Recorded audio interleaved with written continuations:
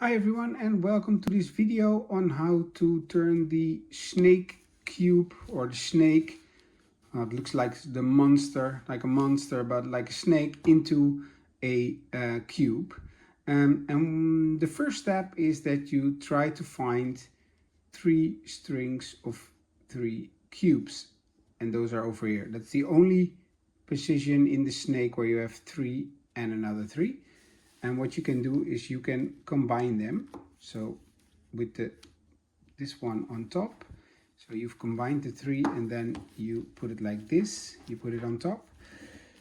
And now we're gonna push this one backwards like this, and then this 3 forward like this.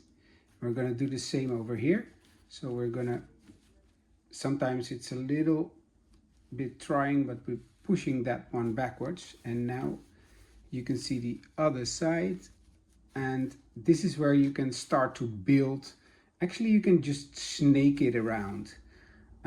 So let's put that up, and here you see these 3 come on these 3. So like this, you flip it, so these 3 and these, you connect those. And with this you can come down, so you can build a block over here. So just rotate it like this.